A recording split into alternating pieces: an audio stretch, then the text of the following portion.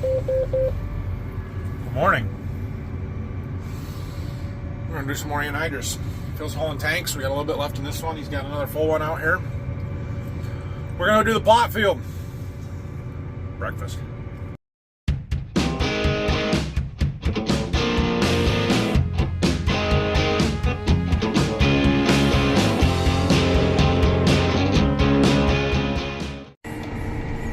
This is not gonna work. So I've talked in the past about how our soil kind of wicks moisture up from underneath when it gets cool overnight and cloudy, and our soil has definitely done that last night. This was all dry on top yesterday afternoon, and now it's damp most of the way across. Just a little sticky, not really building up on our gauge wheels, but we have that issue, and that is unacceptable. I cannot do that to the corn, so we're gonna quit. It's got to air out. That's just not gonna work. Yeah, between the moisture wicking up, the heavy dew, you can see how wet that tire is. We did get a little building up on our gauge wheels. Not going to work, not at all. Super frustrating because I just want to get this done. There is still a chance of rain this afternoon, but man, I just don't understand why it bleeds off so bad in some of these rows. Oh, well, that one, can you see? Our vapor tube came off, so that explains that one. We'll let stuff air out and do a little maintenance. We can fix some of those issues, but it's still, we gotta wait a little while, I think. Once that dirt gets dried off on top, it seems to work a little bit better. It was working quite a bit better last night than when we started. So, I don't know. It's still just frustrating. I really like this applicator. Like, it's done a fantastic job. I've never had the kind of troubles that we're having yesterday and today with this bar before. Like, I've always thought it sealed better than our shank style, our Dalton applicator did that we had before this.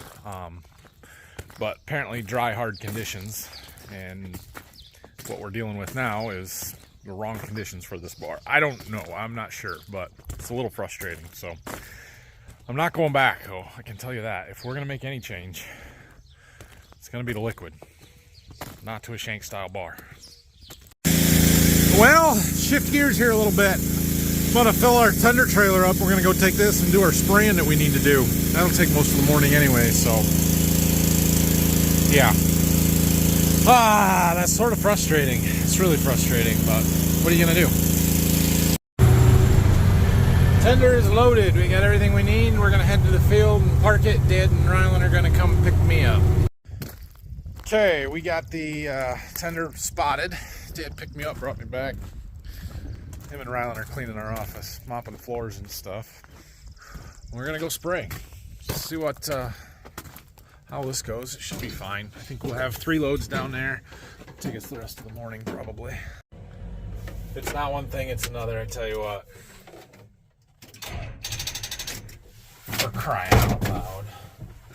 And my jump pack is in the semi truck that I just took down there because that truck's dead every time we go to start it. Why? At least when we wired up the new machine shed here, we put a plug right there. That was smart. Oh, this should work. It wasn't totally dead. It tried to go, but frustrating. Ooh, almost. Give her a minute. Got it. We're in business. Okay, we made it. So we've got cornfields. We have 1, 2, 3, 4, 5 across the road. 6, 7, and 8 around the corner. So there's 8 different fields. And the first thing we are going to do is load up a full sprayer load with our water. We're going to put in our V5 fungicide, the A-frame, and I have glyphosate in these jugs, Roundup, that we are going to put in. And we're going to perimeter all of these fields. So just go around the outside, not spray in the middles. And the reason we're doing that is because we're going to put the glyphosate in and we're going to clean up these edges. Can you see right there how that's got weeds creeping in off the lane and stuff? Come out a few rows and there's some more. We don't have so much of that in the middle of the fields, but we do along the edges, so we're just going to perimeter them, and we're going to clean all of this stuff up while we're putting our fungicide on. Highly variable corn out here. Some of this looks really good, and then some of it looks really bad. So, it's dry weather. What are you going to do? Anyway, we have pretty much gotten this field perimetered. I've been all the way around the outside, so we're going to pull out of here and go do another one. And then we'll come back to this after we reload without the glyphosate and finish the interior of the field. All right, well, we've got, what do we got? 5 fields done. We got 3 more to go. 2 of them are really small, and 1 big one there. We're down to 248 gallons of solution left, so I mixed up 1,200. That's enough to do 80 acres. I don't know that we're going to have enough poop, to be honest, to get through everything that we need to do or to perimeter all the fields, so not a big deal. We'll just spray it with the regular fungicide and not the glyphosate if we don't get it all, but we're getting a lot of it, and you can see, like, right along this edge, see all those weeds right in there? That's what we're after. Okay, well, we made it around the big field, and I did just a few feet along this ditch, or half along this ditch on this field here, which is the worst of it, along the filter strips, right? Because the seed and the weeds and everything from the grassy area there blows into the field, and that's where it gets the worst, which is why we just do the edges and not in the middle of the field.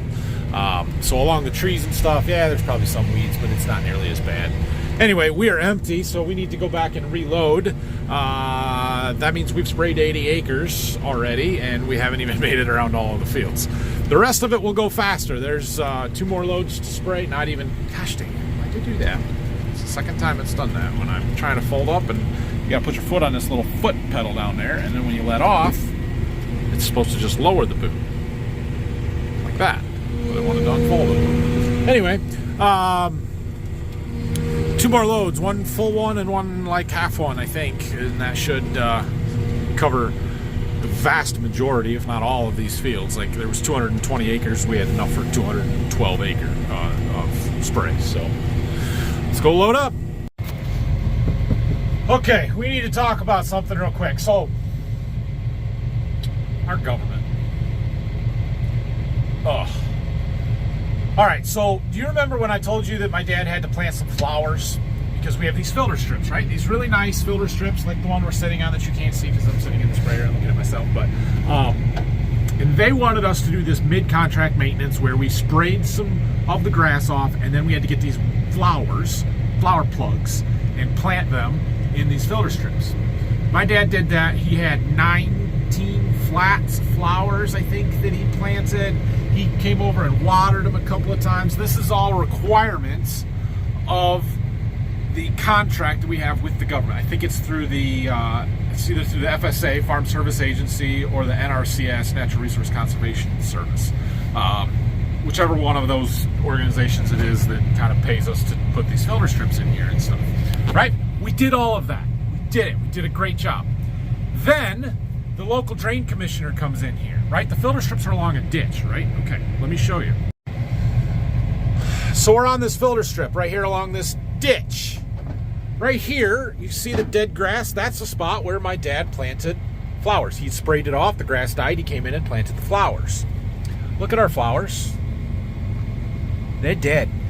They're crispy. Yeah, that one there might make it. The rest of them are dead. Do you know why the rest of them are dead?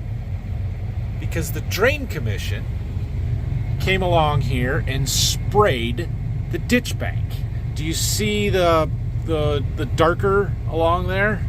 It's because they came in with a little tractor and a sprayer, and they sprayed both sides of the ditch bank, trying to, I don't know if they're killing the broadleaves off, maybe not the grass, something. I don't know. Maybe it's just a growth retardant. I don't know. I don't know what their goal was. I don't know why they did it. But they killed the flowers that the other government agency made us plant. Not all of them, but some of them. And they were clearly marked. That's just ridiculous. Super frustrating because Dad put a lot of work into that. And they didn't get them all. There's other patches down there. I don't know how many different spots and patches he did. A lot.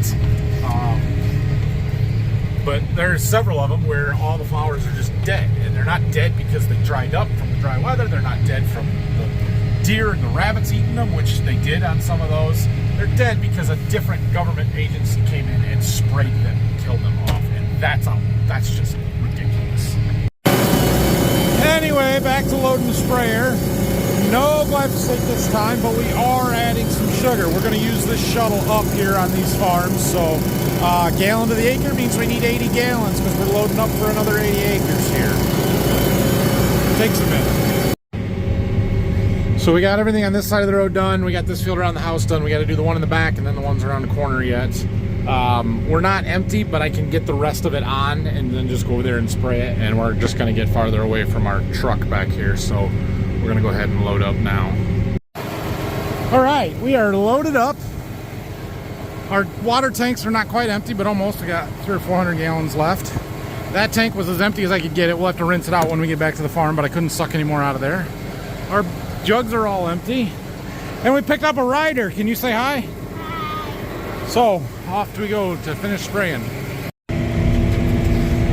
We have made it around the corner. Our truck is clear across the road from that house with the white barns there. The other fields we sprayed were around that place. Now we're over here doing this. This corn here doesn't look great. So this was all planted the same time as the other stuff that we sprayed. The difference over here is this is our corn on corn. This is why we don't do very much corn on corn here in the Eastern Corn Belt, at least where we're at, because it struggles. It struggles a lot in the spring. Ground doesn't warm up as fast, doesn't come up as even, just, yeah. Can be a challenge, and so hopefully this corn will catch up and start growing and we get some rain on it. That will help. It's still very dry, but it is what it is. I mean, it's here. The stand is decent, not perfect, but it's not bad. It's just growing really slow, and that's complicated by the dry weather. Well, I am done. It says I have 0 gallons left, but the pump has not run dry yet. We're gonna respray this first pass, and it should run out. It shouldn't do hardly any, but just I want to have our tank empty. Done. There's some of Dad's flowers that didn't die, didn't get sprayed. They're still growing. They look good. What? Doesn't everybody take their sprayer to the gas station for lunch? Well, we do. All right, Dad's got the boys. I just checked our anhydrous bar, put that vapor tube back on, so that is good to go. We're gonna go try this again, see what happens. We have a little more breeze now. It's dried off on top. It's quite a bit warmer. Can you hear that? I can hear the anhydrous boiling inside the tank. It's getting warmer. I'm wondering if that's not what was causing the pressure to not bleed off at the end of the field very well, and for it to take so long after we shut it off to empty the lines out and stuff, because it was cooler than at any point that we've applied anhydrous yet this year. And if the liquid's not boiling as fast and working its way out, then it's going to take longer. So we'll see. Hopefully this works better than it did this morning. Oh, one thing after another. All right. Well, the whole dang bar just blew up. Like, not even joking. There's a hose blown off right there. We blew a hose off right here. I think there's another one somewhere. For some reason, after this thing sets for a while, it like builds up a super high pressure spike until the coolers get working and it cools stuff back down. And this time it was high enough to blow the hoses. I think all we have to do is put them back together. I don't think anything actually broke. I've done it before where it's actually broke the hoses going to the pressure gauges before. Try again, but this time on film. There, pressure spikes, yep, blowing out all over, leaks, and then it comes back down and we're good.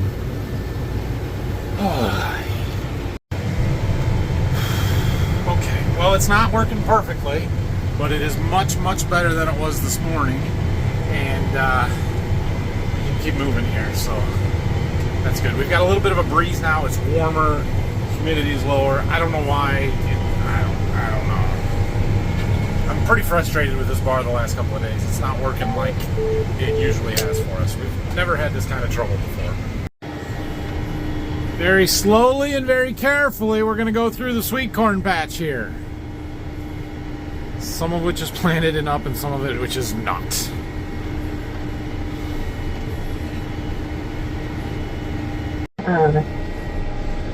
Okay, we got another field done here. Plot field done. And I'm sure that we toasted some of this corn on the ends, but it's okay. We got the nitrogen on. We are going to go and do another one. We've got 72 acres, about 5 or 6 miles away, that Phil's got tank staged for me. We're going to go get that one done tonight. Decided we better fuel up before we go. So we're getting fuel. And I'm dragging a little too, so. A little more coffee. Alright, update. We are at our next field. We are moving along here. I had one rope bleeding off, and one of my vapor lines had come off again, so I stopped to get out and fix that when I was at the end of the field, or when I was doing ends. I was just getting started, and I noticed it. And was looking around at some other stuff while I was out there. I think I have solved their issues, which is good, but also we may have done about 100 acres of anhydrous. Really, really crappy application. So, what I found was the bottom of my boots have worn so much, it is wearing the bottom of the tubes off, the anhydrous tubes. And when it's doing that, the metal is kind of folding under and folding under and folding under until it clogs the tube. And that is a problem. And so the reason that our pressure was staying so high when I shut it off and turn on the ends is because, so there's 5 tubes on each section, 5 rows. On the middle section, the one that was bleeding off the worst, one of them was open, which meant all that pressure had to go through one line, which means that we weren't putting anything on through the other 4. The wings weren't as bad. They were sort of plugged, or some of them were plugged, but not as bad. So it was bleeding off more there faster, but not. There was 2 or 3 plugged on each one. So yeah. Now the thing is, we were still putting the anhydrous on. The tanks were disappearing. As quick, watch this. Watch. My pressure valves are almost empty. I lift. A little bleed out on the vapor lines. Nothing on the wings like it was. Okay, good news. Problem here is that we used the anhydrous we were supposed to use, so I know it was going into the ground, but it went into like half of the rows, not all of the rows. And if it was every other row, fine, it'd be fine. It wasn't every other row, so we're gonna end up with some really streaky yellow corn. And now I need to figure out how to fix that. Do we go back over the fields with a lower rate, in which case some rows are going to get way over applied and some are going to get less, but something? Do I plan a wide drop rescue application? That seems like my best bet at this point. Or what? I don't know. And I'm confused. I'm a little surprised that it happened this way, because this little monitor here that I admittedly shut off most of the time because it annoys the heck out of me. Whoa, don't bump the steering wheel. Anyway, because it annoys the heck out of me because it beeps all the time, mostly when I'm turning and stuff, it was showing like this. Like, it wasn't showing me that, hey, this line is really blocked, you should go out and check it. Like right now, row 6 is a little bit, it says minus, that actually is a high. It's over applying compared to other rows a little bit. You gotta look at the pluses and the minus. So like right now, row 15 is probably our lowest, but it's below the line, it's within the threshold, everything's even enough, we're okay. But this wasn't a big alarm, it wasn't going off before, showing me that there was all kinds of problems. See, now row 6, for whatever reason, and don't ask me why the minus is actually a high, but see how 1 and 17, they have a plus sign and they're clear off the chart? Well, that's because 1 and 17 are my half rate rows that I have shut off. There's zero flow through them. So when it says it's a plus, What it means is that the temperature is higher, because that's how that monitor works. There's a sensor right on every line right by the distributor right there that's sensing the temperature. As the anhydrous goes from a liquid to a gas, it gets cold. The reason stuff is frozen over there. And so the plus means that those rows are warmer. Yeah, they're warmer because there's nothing flowing through them. So a minus means that it's colder, means there's more anhydrous flowing through it. Anyway, why that one's getting a little bit more, I don't know. But it doesn't really matter as long as they're all getting a fairly even rate. So that just leaves the question of what do we do about the fields that we screwed up, kind of. And fortunately, it is a lot of acres, but it's not like I've been running it the whole season that way. I think the best bet might be a wide drop application, but the fields are kind of a pain to do it. I wish it wouldn't have been my plot field. If it wasn't my plot field, I wouldn't be so worried about it, but I think we're going to have to do something there. So yeah, it's frustrating, but I'm glad I figured it out and didn't run the next 250 acres with it that way. So we're going to check them every time we change tanks, or anytime something seems to be acting up wrong. We'll just get out and we'll check those. I got a little pick. Basically, I just shove it up the end of the tube and opens it up, and it makes it work. Really, our boots are wore out and we need to replace them, but we're going to finish the season and then put all new parts on here, so we don't have that much to do yet. Alright, our tank is empty. I'm going to unhook it, and then we'll go through and I'll show you what the problem was, and we'll check our tubes and make sure we don't have problems again. Alright, so under here we have this tube right here. That's where the anhydrous comes out. And on some of them, that hole was plugged up.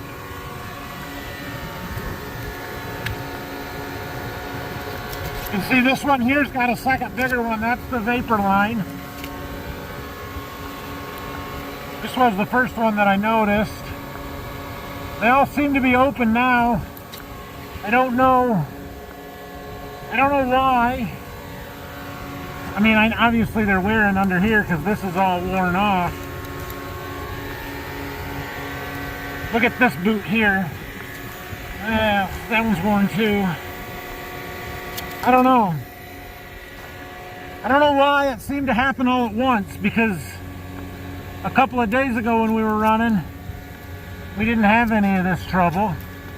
And then it was like yesterday, it just all of a sudden became a problem. I don't know if I did something, ran the bar without anything coming through it in the ground and it plugged them up, or what. I'm not sure, but boy, it sure made a difference. They all seem to be okay now. It's like a totally different bar. Just totally different performance since I've figured out what was going on there.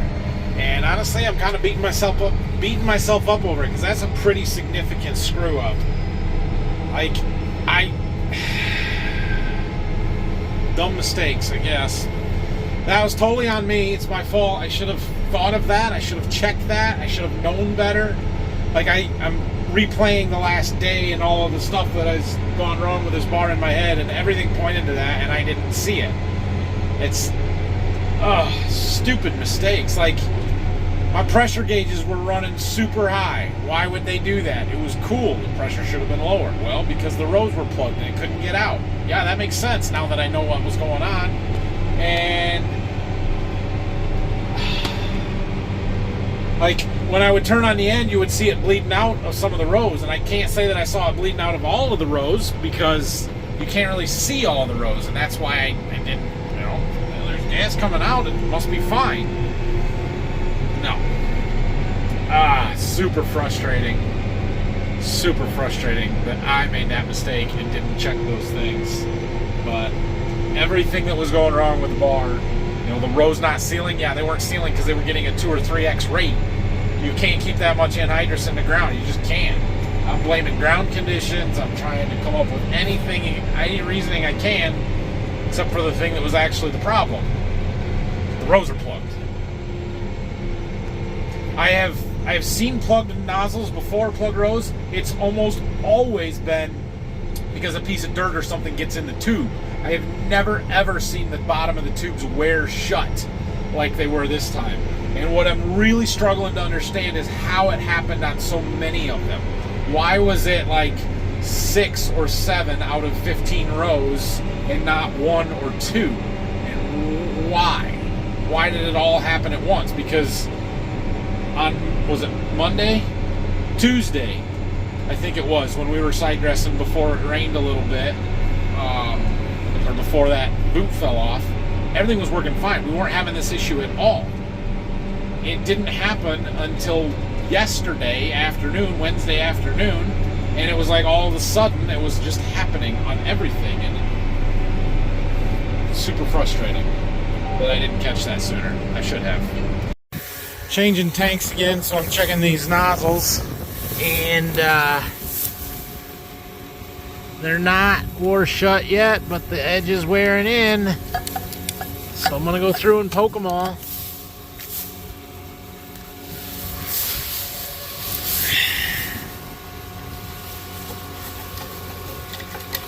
Yeah, those boots are worn out. We're down to just over 150 acres left, so I'm not going to replace them. We're just going to keep doing this. Oh, that one had dirt stuck in it. A little bit more plugged up.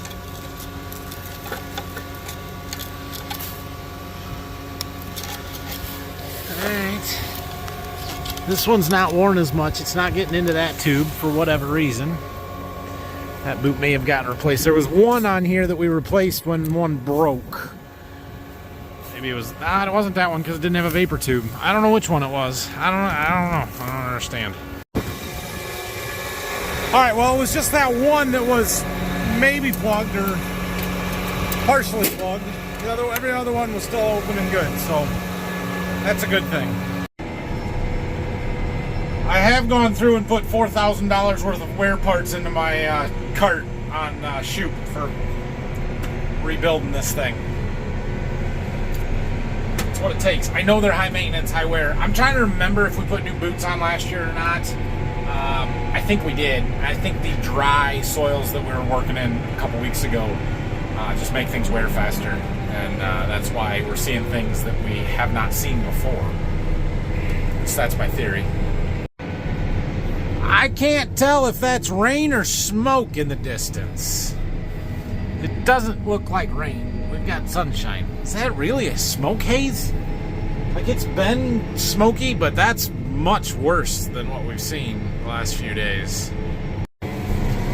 Okay, we are in the last pass here, just about done with this field. It looks like our chances of getting any rain today are gone. There were some strong storms that developed to the northeast of us and to the southwest of us. Neither of them are moving in our direction, and we are not going to get any, and that looks like it was our shot. So that's a bummer, because our forecast has turned extremely dry again. We are sitting right back where we were about a week and a half to 2 weeks ago, with 10 days of 80 degrees and sunshine, 85, like no rain in the 10-day forecast after today. So while the 0.6 of an inch of rain that we got was very much appreciated, needed, and beneficial to our crop, we are not out of the woods. It is going to get really dry. Things are going to get super ugly in a few days. That 0.6 is about gone. So it is what it is, but that's a little disappointing. Anyway, we're done in this field. We've got... what do we have left? We've got 128 and a 30. Well, 158 to do yet. I think we're going to go at least run this tank out if we not keep going more than that. We'll see where Phil's at with tanks and stuff. It is about 6:30. We can finish this up tomorrow easily if we just go and do a little bit tonight. I mean, we can do it tomorrow easily anyway, but I have a lot of stuff going on tomorrow and Saturday. So if I can get some more done tonight, that would be a good thing. Man, my back's kind of sore. That'll do. Last big field, there's 128 here. This is the field that we had all the replant corn in. Not right here along the road because I wasn't messing around with these poles. But the rest of the field, we have some of the biggest corn that we have. that we've side dressed anyway, and some of the smallest, because the replant corn is still pretty small. So you can see it's a little thin right in here. This, again, I wasn't messing around with these poles. But yeah, so we'll run out what we can here for a little bit. We're gonna have to screw around with the anhydrous bar and the electric poles, since 24-row planter, and makes it a little challenging. We'll figure this one out.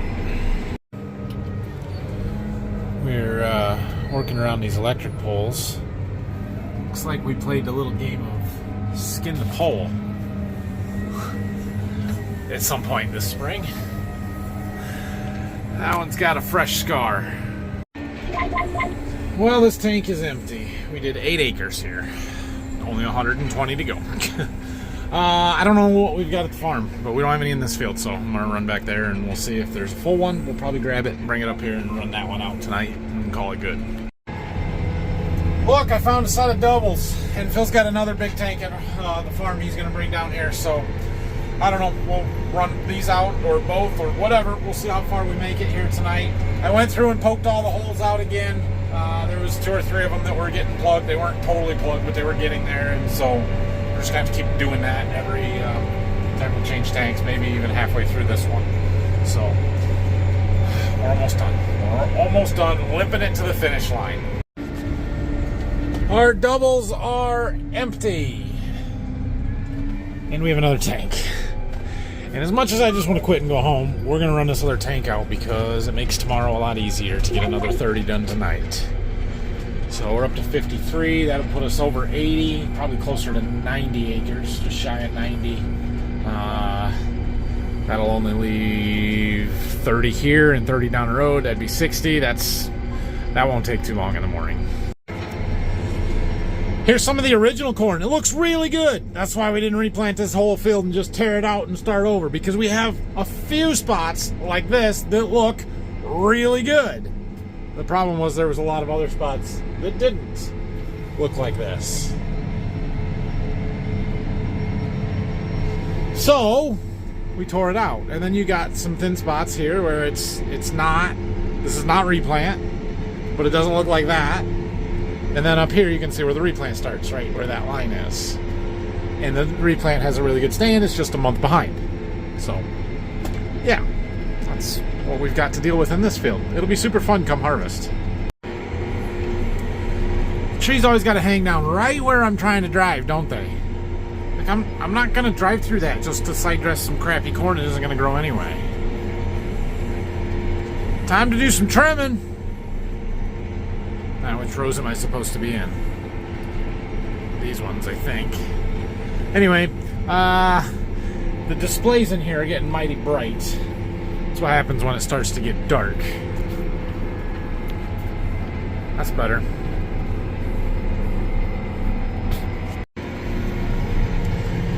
Our tank is about empty. We're over 80 acres in, like I said we would be. It's going okay. I'm starting to notice more clouds hanging on the end, puffing out, similar to what we were seeing yesterday, but I don't think it's the same thing. I think it's just the cooler temperature. I mean, actually, it's making me feel better about what we did before, and that maybe it wasn't entirely those rows blocked the whole time. I think that did make our problem worse, and that was an issue for those last 2 fields that I did there, but I think the cooler air makes it take longer to boil off and push the pressure out of those hoses. Plus, it makes it more visible in the air when you turn. So, I don't know. I have seen the comments and questions about 28 and switching to liquid. One day next week, when I don't have a lot to talk about, we're going to have a thorough, in-depth discussion about the difference between anhydrous, liquid, urea, why we use what we use, pros and cons. There are significant advantages to using anhydrous. There are some definite disadvantages as well. So we'll go through all that and that thought process sometime next week. We are empty. 86 acres done in this field. It says we have 42 to go, 42 and 30. So there's about 72, 73 acres of anhydrous to do yet. I am still debating on what to do on those couple of fields that I know we screwed up. Because the thing is, we got enough nitrogen on the fields, it's just not in the right spots. That's a problem. So I did talk to Dad about it briefly. He said we should just wait and plan on some liquid later when we start getting some rain. Maybe we'll be able to see the streaks. Not that it's going to do anything, or going to change anything because of it, but so that's an option. I am still considering it, especially on my plot. I really wish I wouldn't have screwed up that plot. Dang it. About the only thing that I can think to make it not impact the plot is to make nitrogen not the limiting factor, which means go out there and put another shot on, and then there'll be plenty and nitrogen won't limit us, so it won't matter that some rows have extra and some rows have just what they need or a little extra. Nitrogen's cheap, at least cheaper this year than it was last year, so to go and do that 10 acres and put another, just redo it, wouldn't cost that much. I'm strongly considering doing that. But anyway, have a great night. We might go and get to combine in the morning and then finish side dressing late morning, afternoon. I don't know. We'll see. But yeah, have a great night. We'll see you tomorrow.